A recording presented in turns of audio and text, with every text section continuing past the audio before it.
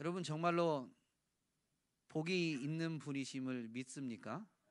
우리 에베소서 말씀을 살펴보고 있는데 성도는 하늘에 속한 모든 신령한 복을 받았기 때문에 마땅히 하나님을 찬양해야 한다라는 것을 에베소서 첫 부분에서 우리는 분명히 되새겨 보았습니다. 성도가 하늘에 속한 모든 신령한 복을 받았는데도 불구하고 성도들마다 차이가 있다라는 부분을 우리는 분명히 깨닫게 되는데, 그 이유는 주신 복이 차이가 아니라 주신 복을 누림의 차이임을 지난주에 되새기면서, 하나님께서는 사도 바울을 통해 주신 복을 온전히 누리기 위해서는 기도해야 됨을 가르쳐 주셨음을 되새겨 보았습니다. 사도 바울의 기도지만, 그러나 사도 바울만 그렇게 기도하는 것이 아니라 하나님이 사도 바울을 통해서 교회가 이렇게 기도함으로 그리스도 안에서 주어진 모든 신령한 복을 누려야 된다라는 것을 가르쳐 주신 것이죠. 여러분은 그리스도 안에서, 즉 그리스도를 통해서 무엇을 받으셨습니까? 하늘에 속한 모든 신령한 복을 받았잖아요. 여러분, 그게 도대체 뭐예요?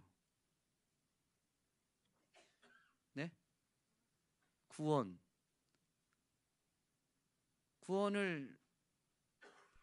이 구원이라는 말도 맞는데요. 구원 그러면 이미 받은 걸로 느껴지죠. 우리 생각에. 이 단어가 갖는 의미가 이미 받은 것으로 느끼게 합니다. 구원받았다라는 것을 다른 말로 표현하면 뭐라고 하죠? 예수님을 믿고 구원받았다. 예수님 믿고 죄사함 받았다. 예수님 믿고 영생을 얻었다 라는 표현들로 합니다. 여러분, 예수 그리스도를 통해서 우리가 받은 게 뭐냐? 영생인데, 사실 영생의 진짜 의미는 오늘 이 에베소서 강의하면서 되새기게 되는데, 영생은 뭐냐면요, 하늘에 속한 모든 신령한 복을 누리는 상태가 영생입니다. 죽어서 얻게 되는 게 영생이 아니라 육체적으로 살았든 죽었든 하늘에 속한 모든 신령한 복을 누리고 있는 상태가 영생이에요. 그래서 육신을 갖고 있고 지금 살고 있어도 영생을 사는 사람이 있고 영생을 얻지 못한 사람이 있는 것이죠. 여러분은 영생을 얻었음을, 그 영생을 지금 살고 계심을 분명히 믿습니까? 그러면 그게 얼마나 큰 복인지 정말로 알고 있고, 그래서 영생을 지금 가진 것만으로, 영생을 누리고 있는 것 자체만으로 온전히 감사하고 즐거워하고 계십니까? 갑자기 아멘이 줄죠. 그 영생의 가치, 그것을 우리가 깊이 묵상하지 않기 때문입니다. 오늘 본문은 그 영생의 가치를 우리로 하여금 깨닫도록 도와주는데, 오늘 본문에서는 영생의 가치를 설명하기 위해서 영생을 받기 이전의 상태와 비교하면서 설명해 줍니다. 영생을 받기 이전은 어떤 상태예요? 오늘 본문 1절을 보면, 그는 하나님은 허물과 죄로 죽었던 너희를 살리셨도다. 그리스도를 통해서 영생을 얻는 새 생명을 얻기 전에는 그럼 어떤 상태예요? 허물과 죄로 죽었던 거죠. 그러면서 2절 3절에서는 바로 그 하나님이 우리를 살리셨지만 허물과 죄로 죽었던 때의 특징을, 우리가 어떠했는지를 설명해 주고 있습니다. 허물과 죄로 죽었던 것은 육체적 죽음이 아닌 영적인 죽음입니다. 바로 영적으로 죽었던 영적인 사망의 특징이 뭐냐? 첫 번째는 이 세상 풍조를 따른다라는 것입니다. 세상 풍조, 세상의 어떤 흐름이 있어요. 그런데 그 흐름을 생명이 없다 보니까 거스르지 못하는 거죠. 물고기가 물 속에서 살아가지만 살아있을 때는 물의 흐름을 거스를 수가 있는데, 죽은 물고기는 흐르는 물 속에 있을 때 그냥 그 흐르는 물에 떠내려가게 되어 있죠. 엄밀히 말하면 육체적으로는 살아있기 때문에 이 세상 풍조를 따른다라는 표현이 되어져 있지만, 오롯이 영적인 관점으로만 표현한다면, 영적으로 죽은 상태에는 이 세상 풍조에 휩쓸려 가는 거예요. 그냥 떠내려 가는 거죠. 이 세상 풍조는 뭘까요? 이 세상 풍조는 딱 뭐다라고 말하기는 어렵습니다. 데이비드 웰스 목사님은 이렇게 설명합니다. 죄가 당연히 여겨지는 반면 의는 낯설게 여겨지는 곳이라면 세상 풍조가 자리하고 있는 것이다. 죄가 당연히 여겨지고 반면에 의는 낯설게 여겨지는 곳이라면 세상 풍조가 자리하고 있는 것이다. 성경적으로 보면 세상 풍조는 뭘까요? 성경적으로 보면 성경의 세상 풍조는 이거다라고 설명하고 있진 않지만, 세상 풍조가 무엇이다라는 부분을 이해할 수 있는 표현이 많이 있죠. 왜냐하면 세상에 대한 경고가 성경에 많이 있어요.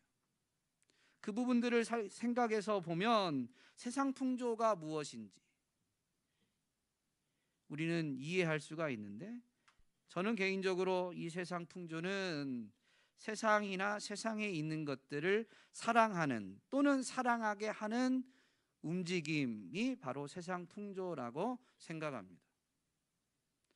하나님께서는 사도 요한을 통해서 교회에게 참된 믿음의 자세를 가르쳐 주는데, 그게 뭐냐면 요한 1서 2장 15절에 보면 이런 권면을 주세요. 이 세상이나 세상에 있는 것들을 사랑하지 말라. 누구든지 세상을 사랑하면 아버지의 사랑이 그 안에 있지 아니하니라. 왜 세상에 대한 경고, 세상이나 세상에 있는 것을 사랑하지 말라라고 경고하냐면요, 그것을 사랑하면 하나님의 사랑, 즉 하나님을 사랑하는 마음이 그 안에 있지 않게 되기 때문입니다. 예수님도 분명히 하나님 나라를 가르쳐 주실 때 산상수훈에서 경고해 주시죠. 너희가 하나님과 재물을 겸하여 섬길 수 없다. 여러분, 우리가 하나님도 사랑하고 세상도 사랑하는 것은 할 수가 없어요. 사랑의 속성이 이것도 사랑하고 이것도 사랑하도록 허용하지 않아요. 사랑은 독점적입니다.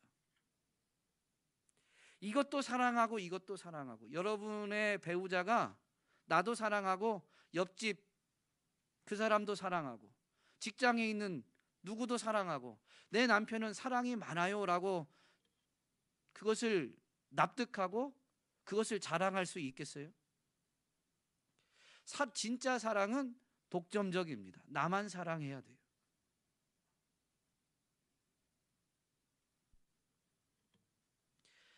그래서 예수님도 또 성경에서는 세상에 대한 이런 경고를 주고 있는 것이죠. 또한 하나님께서는 바울을 통해서 디모데에게 보내지만 사실은 교회에게 권면을 주세요.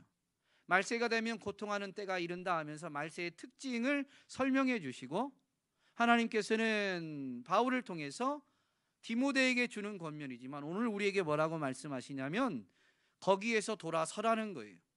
그 말세의 특징, 그 말세 마지막 때 이 세상의 특징이 뭐냐면 사람들이 자기를 사랑하며 돈을 사랑하며 자랑하며 교만하며 비방하며 부모를 거역하며 감사하지 아니하며 거룩하지 아니하며 무정하며 원통함을 풀지 아니하며 모함하며 절제하지 못하며 사나우며 선한 것을 좋아하지 아니하며 배신하며 조급하며 자만하며 쾌락을 사랑하기를 하나님 사랑하는 것보다 더하며, 경건의 모양은 있으나 경건의 능력은 부인한다.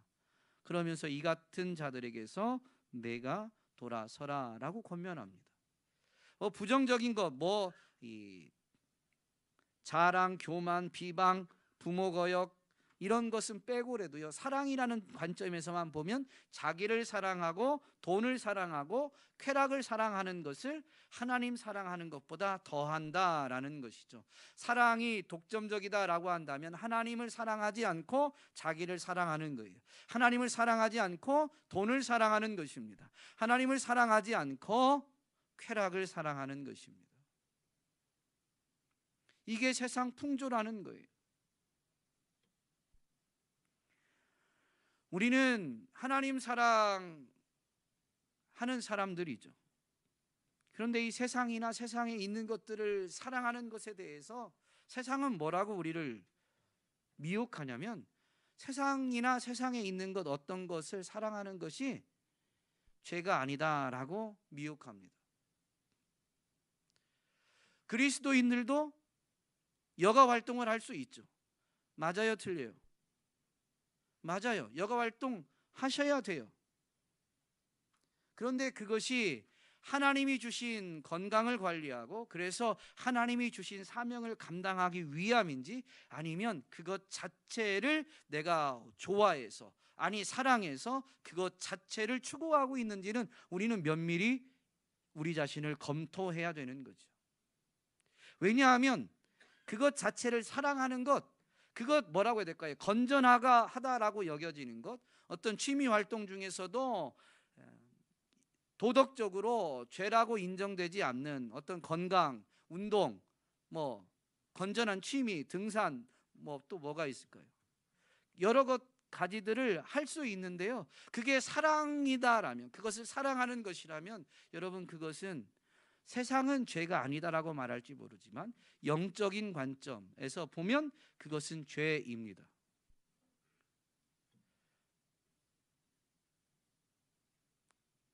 죄입니다. 네, 동의하기가 쉽지 않아도 할 수 없어요. 그것을 사랑하는 순간 하나님을 향한 사랑이 아닌 거죠. 우리는 아니요, 나도 하나님도 사랑해요 라고 말할지 모르지만 성경에서 지속적으로 일관되게 가르치는 게 뭐냐면, 하나님과 바알 중에, 하나님과 자기 사랑 중에, 하나님과 재물 중에 하나를 선택하라는 거예요. 사랑하는 것은 양다리를 걸칠 수가 없기 때문에 한 가지입니다. 그런데 세상은 자꾸 두 가지가 가능한 것처럼 말하고 그것이 더 좋은 것처럼 말합니다. 영적으로 죽은 자들은 사실은 이 세상 풍조, 세상이나 세상에 있는 것을 사랑하도록 하는 데 있어서 갈등을 겪을 이유가 없죠. 죽었으니까, 하나님을 모르니까, 인정하지 않으니까. 근데 이것이 문제가 되는 이들은 사실 영적으로 새 생명을 얻은 저와 여러분입니다. 우리는 영적으로 생명을 얻어놓고도 죽은 자처럼 살아가고 있진 않은지 돌아볼 수 있어야 됩니다. 여러분, 세상 풍조를 옳다라고 여기고 따르는 것은 죽은 자들의 특징이지 영적으로 살아있는 자들의 삶이 결코 아닙니다. 영적으로 죽은 자들의 특징이 또 하나 있는데, 공중의 권세 잡은 자를 따르는 것입니다. 공중의 권세 잡은 자는 누구를 가리킬까요? 사탄, 마귀를 가리킵니다. 사탄을 따른다, 우리가 사탄을 숭배하는 건 아니지만 사탄을 따른다라는 게 무슨 의미냐면, 사실은 사탄이 하는 일이 뭘까요? 사탄이 하는 일을 생각해 보면 우리가 사탄을 따르는지 안 따르는지를 점검할 수가 있어요. 사탄이 하는 일이 뭐냐면, 하나님의 말씀에 불순종하게 하는 일을 합니다. 에덴 동산에서부터 사탄은 이 일을 했어요. 이 일을 하기 위해서 사람에게 거짓말로 미혹하는 것입니다. 사람의 육체의 욕심을 자극해서 그 사람을 미혹하는 것입니다. 하나님의 말씀이 있으면 사단의 거짓말을 분별하게 되니까, 사단이 정말로 하나님의 말씀에 불순종하기 위해서 하는 행동이 뭐냐면, 말씀을 뺏어가는 일, 말씀을 왜곡하는 일입니다. 하나님 나라를 가르치시는 예수님의 비유에 보면 씨 뿌리는 비유가 있죠. 하나님 나라를 온전히 살아가면 하나님의 나라는 열매로 알게 되어 있어요. 반드시 결실하게 되어 있다라는 것이죠. 그런데 결실하지 못하는 밭들이 있는데, 그 밭들에 대한 비유를 보면 처음에 나오는 밭이 길가입니다. 길가에도 말씀이 뿌려져요. 그건 하나님의 선하심과 인자하심입니다. 진짜 농부는 길가와 같은 밭에는 씨를 낭비하지 않아요. 거기까지 씨를 뿌리지 않아요. 하나님께서 하나님의 자녀, 하나님의 백성, 순종하는 사람들을 통해서 복음을 듣든지 아니 듣든지 하나님의 말씀, 씨앗에 해당되는 그 복음을 두루 전파하시죠. 그런데 길가와 같은 밭에도 그렇게 복음이 전해집니다. 하나님의 말씀이 선포되어집니다. 그런데 사탄이 어떻게 해요? 그 씨를, 말씀을 빼앗아 가죠. 마가복음 4장 15절에는 이 비유에 대한 해설을 기록하고 있는데, 말씀이 길가에 뿌려졌다는 것은 이들을 가리킴이니 곧 말씀을 들었을 때에 사탄이 즉시 와서 그들에게 뿌려진 말씀을 빼앗는 것이요. 여러분, 사탄이 말씀을 빼앗지만 사실은 우리는 말씀을 붙잡으려고 하는데 사탄이 우리보다 힘이 세서 강제적으로 말씀을 빼앗아 간다라고 할 수가 없어요. 주님, 저는 그 말씀을 붙들 지킬 힘이 없었습니다. 사탄이 뺏었으니 저는 잘못이 없어요 라고 핑계할 수 없어요.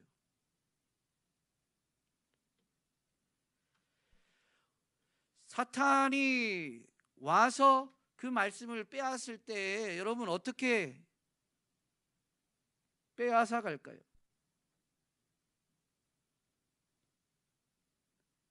아니, 많이 뺏겨 보고서도 이렇게 자기 점검이 없으신 건 아닌지. 어떻게 미혹해요? 말씀을. 지금 설교 들을 시간만 생각해 봐도 알 수 있잖아요. 딴 생각. 여러분, 사탄이 하는 일은 우리로 하여금 자꾸 다른 생각을 집어넣습니다. 사탄이 가룟 유다의 마음에 예수님을 팔려는 생각을 집어넣었어요. 그 생각이 매우 합리적으로 보였습니다. 그러면 다른 제자들에게는 생각을 예수님을 따르고 예수님의 가르치심에 온전히 순종하도록 내버려 두었을까요? 다른 생각들을 막 사탄이 집어넣었을까요? 다른 제자들에게도 생각을 집어넣었어요. 대표적으로 베드로가 있죠. 베드로가 예수님께 신앙 고백합니다. 예수님께 칭찬을 받고 천국 열쇠를 너에게 준다라는 말씀까지, 약속까지 받습니다. 그런데 그 자리에서 정말로 신앙 고백을 하니까 예수님이 이제 십자가와 부활을 담당하실 것을, 십자가를 지시고 죽으시지만 3일 만에 부활하실 것을 드디어 제자들에게 가르치십니다. 왜냐하면 그것이 그리스도로서 정말로 해야 될 사명이었기 때문입니다. 제자들이 예수님이 그리스도시다라는 걸 알게 되자 그리스도로서 해야 될 일을 가르치신 것이죠. 그런데 바로 그 자리에서 예수님이 그리스도다라는 고백을 하고 난 그 자리에서 예수님이 십자가를 지시고 죽으신 다음에 3일 만에 부활하실 것을 가르치시자 베드로가 어떻게 해요? 처음 들어요? 베드로가 어떻게 해요? 주님, 그럴 수 없습니다. 이런 일이 주님께 일어나면 안 됩니다 라고 예수님을 만류하는데, 원어를 보면 꾸짖듯이 만류합니다. 그러니까 예수님이 베드로에게 뭐라고 말씀하시죠? 사탄아, 내 뒤로 물러가라. 너는 나를 넘어지게 하는 자로다 라고 말씀하십니다. 그러면서 그 이유를 분명히 설명해 주세요. 그 이유가 뭐예요? 왜 베드로를, 신앙 고백까지 했던 베드로, 천국 열쇠까지 주겠다고 하신 그 베드로에게 사탄아 라고 책망하시며 내 뒤로 물러가라고 꾸짖으시면서 말씀하시느냐라는 것이죠. 그 이유가 뒤에 나와요. 내가 하나님의 일은 생각하지 아니하고 도리어입니다. 대신에 사람의 일을 생각하는도다. 사탄이 하는 일이 뭐예요? 하나님이 하시는 일이 뭘까? 하나님이 기뻐하시는 일이 뭘까? 하나님의 뜻이 무엇일까? 이 질문 대신에 사람의 일을 생각하게 하는 그 생각을 집어넣는 거죠. 그리고 베드로는 그 사람의 일을 생각하는, 사람의 생각, 사람의 수준에서 사람이 보기에 옳은 것, 그 생각을 가지니까 지금 예수님이 십자가에서 죽으시는 건 예수님에게도 유익하지 않고 제자들인 자기들에게도 유익하지 않은 거예요. 하나님의 뜻이 어디에 있나 이건 지금 생각이 없어요. 하나님의 일을 생각하는 대신에 사람의 일을 생각하게 만들었다는 거죠. 그게 사탄이 한 일이고 사탄이 집어넣어준 생각을 붙드니까 그가 사탄의, 즉 공중의 권세 잡은 자를 따르게 된 거예요. 그러니 예수님이 사탄과 같은 마음, 사탄과 같은 편에 서니까 베드로지만 사탄아 내 뒤로 물러가라. 너는 나를 넘어지게 하는 자다라는 걸 분명히 말씀해 주십니다. 오늘 우리에게도 사탄이 그렇게 합니다. 자꾸 사람의 일을 생각하는 거예요. 생각하게 만드는 거죠. 그런데 우리는 그것이 그럴듯해 보이니까 그 생각이 쑥 들어왔는데 하나님은 뭘 기뻐하실까? 하나님의 뜻은 무엇일까? 이걸 고민하거나 이걸 묵상하는 게 아니라 그렇게 쑥 들어온 사람의 내 지적인 수준에서 볼 때 옳아 보이는 그 생각을 가지고 고민합니다. 그 생각을 가지고 내가 묵상하는 거죠. 정말로 괜찮은 생각이네.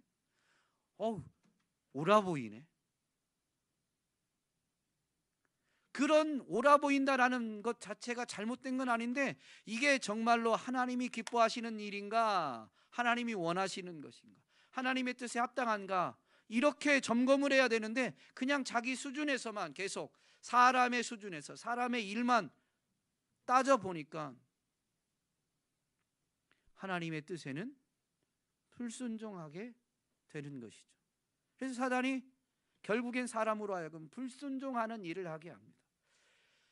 에덴 동산에서 있었던 이 일에 대해서 로마서 5장에서 보편화해서 설명해 주는데 한 사람의 순종하지 아니함으로 많은 사람이 죄인이 되었다. 그리고 인류의 대표, 인류의 죄를 대신 지신 예수님에 대해서도 이렇게 일반화해서 설명해 주죠. 한 사람의 순종하심으로 말미암아 많은 사람이 의인이 되었다. 오늘 교리문답을 했는데 그리스도의 낮아지심, 그것은 분명히 육신을 입으신 것뿐만이 아니라 율법 아래에서 사신 것이고, 그러나 그분이 우리의 죄와 허물을 담당하신 것뿐만 아니라 율법 아래에서 율법의 요구를 순종하심으로 인해서 하나님 앞에서 의를 이루신 것, 그것이 정말로 우리에게 의가 되어지는 것을 분명히 교리문답을 통해서도 되새기게 됩니다.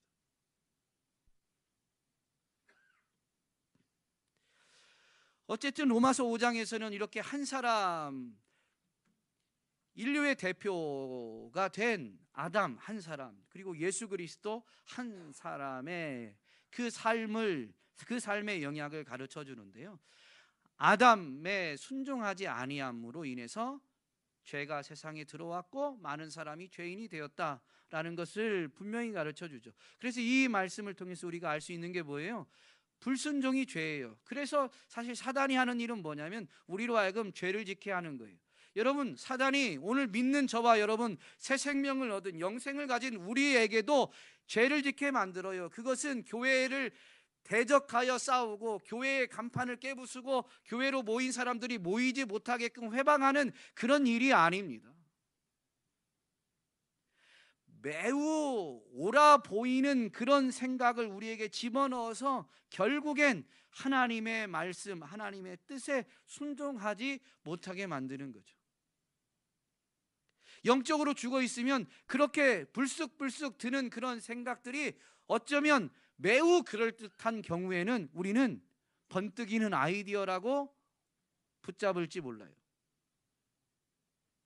그러나 영적인 생명, 그 생명이 풍성해져서 영적으로 자란, 영적으로 건강한 사람들은 이런 모든 생각들, 삶에 일어나는 모든 일을 가지고 어떻게 하냐면, 그래서 주님이라면 어떻게 하실까? 이 생각이 정말로 주님이 주신 것인가? 이 생각대로 하면 주님이 기뻐하실까? 이렇게 늘 질문하며 점검하며, 그리고 정말로 하나님이 주시는 가르치심, 감동하심, 그것을 말씀으로 검증해서 결국엔 말씀을 따르는 삶을 살게 됩니다. 오늘 우리는 영적으로 생명을 얻었습니다. 근데 그 생명의 풍성함, 모든 신령한 복을 누리는 수준인지 아니면 이제 갓 생명을 얻은 수준인지는 점검해 봐야 되고, 그 누림의 차이가 있다라는 것을 분명히 기억하면서 그래서 기도해야 되는 거죠. 오늘 저와 여러분은 공중의 권세 잡은 자를 따르는 데에서 돌아서야 되는 줄로 믿습니다. 마지막으로 보면 영적으로 죽은 자들의 특징은 육체의 욕심을 따라 행합니다. 이때의 육체는 타락한 인간의 본성을 가리키는 단어입니다. 실제적으로 이 물질, 흙으로 빚어진 우리의 몸을 가리키는 육체가 아니라 타락한 인간의 본성을 가리키는 단어이죠. 우리는 자꾸 이 육체, 즉 타락한 본성을 따라 살아갑니다. 그런데 성경은 이 타락한 육체의 본성을 이렇게 설명해 줍니다. 골로새서 3장 5절인데 오늘 대표 기도하시는 최권호 집사님도 이 말씀을 인용하셨는데, 그러므로 땅에 있는 지체를 죽이라. 곧 음란과 부정과 사욕과 악한 정욕과 탐심이니 탐심은 우상 숭배니라.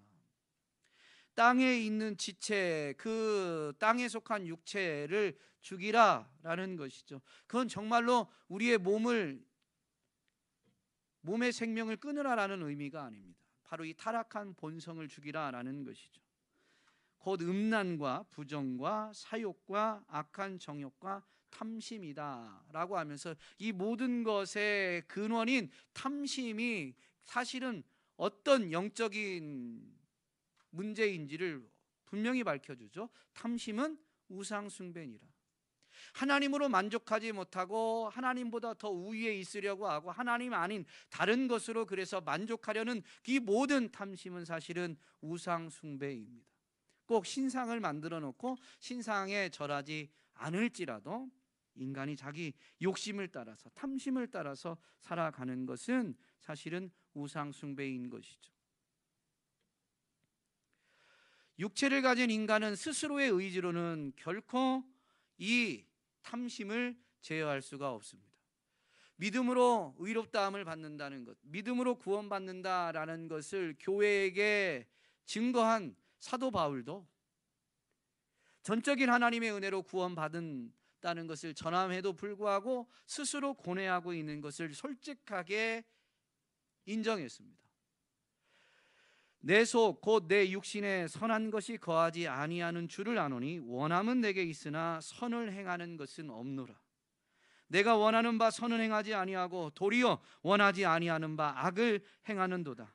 만일 내가 원하지 아니하는 그것을 하면 이를 행하는 자는 내가 아니요 내 속에 거하는 죄니라.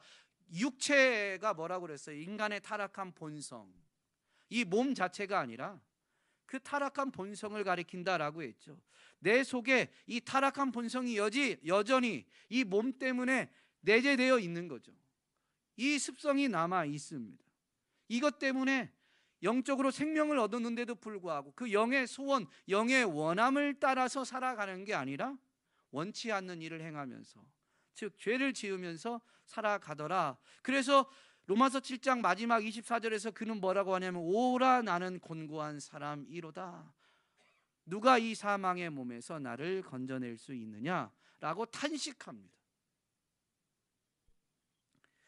여러분, 예수님도 하나님의 나라를 가르치실 때 분명히 산상수훈 첫 부분에서 팔복에 대해 가르칩니다. 그것은 하나님 나라를 차지한 사람, 하나님 나라에 들어온 사람들이 복이 있는 자다라는 가르침입니다. 첫 번째가 뭐냐면 심령이 가난한 자는 복이 있나니 하나님의 나라가 그들의 것이다 라는 것입니다. 그런데 이어지는 복 있는 자가 누구냐면 애통하는 자라는 거죠. 심령이 가난함으로 복음을 받아들여서 정말로 구원을 얻었습니다. 하나님의 나라를 차지하게 된 거예요. 하나님의 나라에 믿음으로 들어가게 된 것이죠. 그래, 하나님의 나라에 들어오면 이젠 정말로 슬픔, 애통, 곡하는 게 없다라고 했으니 그래야 되는데, 아직 완성되어지지 않은 이 땅에서는, 육을 가지고 있는 때에는 어떤 일이 있느냐? 애통하게 된다는 거예요. 애통하는 것 자체가 복이 아니라 육신을 갖고 이 땅에서 하나님의 나라를 살아가는 영생을 누리는 사람들에게는 애통함이 있는 거예요. 그런데 애통하지만 왜 복이 있냐면, 애통하는 그들에게 하나님의 위로하심이 있기 때문에 복이 있는 겁니다. 우리의 의지로는 이 육체의 욕심을 제거할 수가 없어요. 그래서 우리가 겪게 되는 게 뭐냐면 애통하는 거예요. 탄식하는 거예요. 그러나 그 탄식 때문에 주님을 바라고 주님의 도우심을 구하고, 그래서 주님 앞에 위로함을 받게 되니 복이 있는 자인 것이지, 다른데 복이 있는 게 아닙니다. 어쨌든 우리는 우리의 이 한계와 연약함을 겪고 있다면 정말로 우리는 생명을 얻은 자입니다. 생명을 얻은 자, 영생을 얻은 자가 아니면 육체의 욕심을 따라 살아가는 것이 탄식할, 애통할 이유가 전혀 없죠. 오늘 저와 여러분이 육체의 욕심을 온전히 제어하지 못하는 것 때문에 애통하고 있다라면, 여러분 정말로 생명을 얻었다라는 것을 분명히 되새기면서, 아, 나 생명 얻은 거네, 나 영생을 얻었네, 끝이 아니라 그래서 더욱 기도하는 저와 여러분이 될 수 있기를 주님의 이름으로 축복합니다. 허물과 죄로 죽은 사람에 대해서 오늘 본문에서 뭐라고 밝히냐면, 3절 끝부분에 보면 본질상 진노의 자녀다라고 합니다. 1절에서 그는 하나님을 가리킨다고 그랬죠. 그러니 지금 계속되어지는 이 말씀은 하나님과의 관계에서 설명하고 있는 겁니다. 허물과 죄로 죽었던 사람들, 허물과 죄로 죽은 자들이 어떤 사람이냐면요, 본질상 진노의 자녀, 즉 본질상 하나님의 진노의 자녀예요. 무슨 얘기냐면, 여러분 불신자들도 사실은 하나님이 지으셨던 하나님의 자녀라라는 것입니다. 그들이 알고 있든 모르고 있든, 그들이 인정하고 인식하고 있든 전혀 인식하지 못하고 부정하고 있든, 여러분 모든 사람은 하나님의 자녀요, 모든 사람은 하나님의 임재 안에 있는 겁니다. 영원입니다. 그런데 그 영원이 어떻게 펼쳐지느냐가 차이가 나는 거예요. 오늘 본문에 있는 내용을 보면 구원받은 자들을 향해서는 하나님이 무엇을 베푸시냐면 긍휼, 사랑, 자비, 은혜를 베푸세요. 하나님의 구원받은 자녀에게. 하나님의 진노의 자녀들은 영적으로 죽은 자들이죠. 하나님이 베푸신 은혜를 거절한, 하나님이 그들을 위해 구원자로 보낸 예수 그리스도를 거절한, 예수 그리스도를 믿기만 하면 구원받는다는 복음을 거절한 그들은 여러분 하나님의 진노, 하나님의 형벌을 받게 되는 거죠. 하나님의 진노의 크기가 어느 정도인가요? 이걸 알아야 하나님의 은혜를 우리는 조금 더 실감합니다. 하나님의 진노에 대해서 보면, 예수님이 다시 오실 때 영원한 세계가 갈라지게 되니 그것으로 우리는 생각할 때가 있습니다. 지옥 형벌, 꺼지지 않는 불에서 영원히 고통당한다라는 것으로 생각합니다. 틀린 것은 아니지만, 그러면 영원의 관점에서 이 땅에서 살아가는 생애 70, 80, 요즘은 100세, 100년이라 할지라도 영원에 비하면 경점에 불과하다라고 성경이 가르쳐 주죠. 그 경점에 불과한 삶을 사는 동안 지은 죄 때문에 영원히 지옥에서 고통당해야 되느냐? 하나님이 정말로 선하신 분이라면, 자비가 풍성하고 사랑의 하나님이라면 그 경점에 불과한 생애 동안 지은 죄 때문에 영원한 지옥 형벌을 내리는 게 맞느냐라고 하면서 이상한 논리를 펴옵니다. 그런데요, 여러분, 하나님의 진노의 크기는 사람이 행한 행위에 의해서 결정되는 게 아니에요. 하나님의 진노의 크기는 하나님의 은혜와 자비와 사랑과 긍휼의 크기에 비례하는 겁니다. 여러분, 자녀들이 조금 이렇게 어린 자녀들이, 물론 여기 자녀들이 이미 청년, 대학생, 결혼을 앞둔 자녀들을 두신 분들, 또는 이미 출가한 자녀를 두신 분들도 계시지만, 그래도 자녀들이 이제 아직 어린 경우는 조금 자라면 자녀들이 사춘기가 돼요. 그럼 사춘기가 되면 이제 자녀들이 부모님의 말을 듣지 않기 시작하죠. 부모님이 자녀에게 뭐라고 하면 막 어떤 때는 그냥 말을 안 듣는, 부모님이 하는 말을 안 듣는 정도가 아니라 싫어! 그러고 막 문을 막 꽝 닫고 지방에 들어가 가지고 막 화를 내는 경우가 있어요. 그러면 부모님 입장에서 어떨까요? 겪어보신 분들은 어떠세요? 아, 우리 아들 박력 있네. 아, 대도 크게 되겠어. 그러세요? 아니면 막 여기서부터 부글부글 끓어올라 가지고 화가 나세요? 화가 납니다. 왜 화가 날까요? 그 한마디 때문에 그럴까요? 싫어! 그리고 문 꽝 닫은 것 때문에 그럴까요? 여러분, 옆집 아이가 문을 꽝 닫고 싫어라고 말하든 아니면 그거보다 더한 일을 하든 옆집 아이가 하면 사춘기 아이가 그래도 화가 나지 않아요. 그럼 왜 그럴까요? 그 차이가 뭘까요?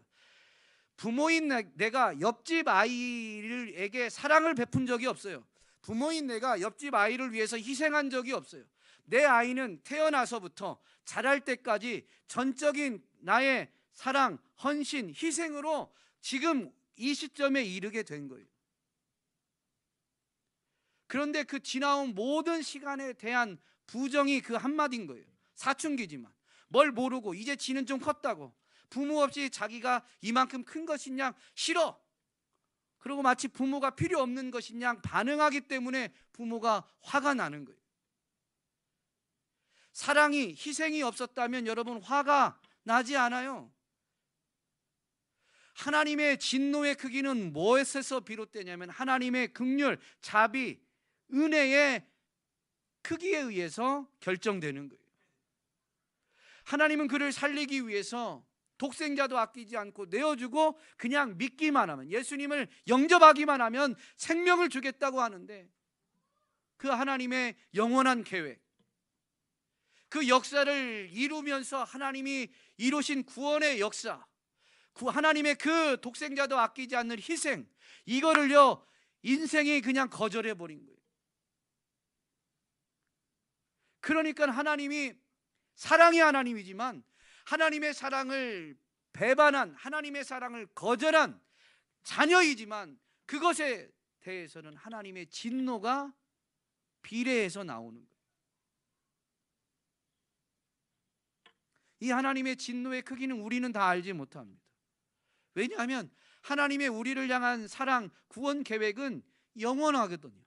근데 우리는 영원한 존재가 아니에요. 기껏 살아야 100년인데 그 하나님의 크심, 하나님의 오묘하심, 하나님의 깊으심을 모르니 하나님의 진노의 크기도 모르죠. 하나님의 진노를 아는 분이 누구 있을까요? 예수 그리스도밖에 없습니다.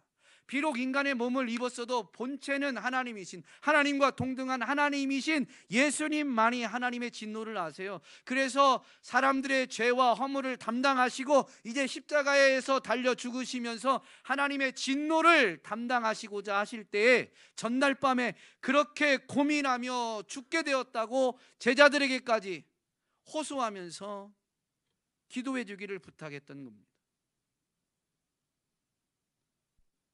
하나님께 버림받는다는 것, 그래서 하나님의 진노를 3일이면 부활하실 것이지만 그 3일의 시간이 문제가 아닌 거예요.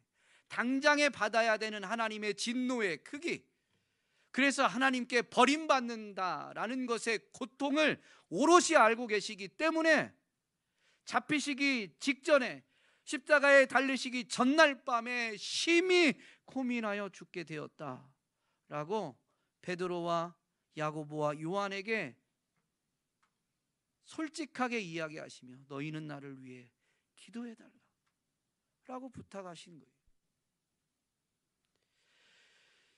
요한계시록에 보면 사도 요한이 환상을 통해서지만 마지막 때에 일어날 일들을 바라보게 되죠.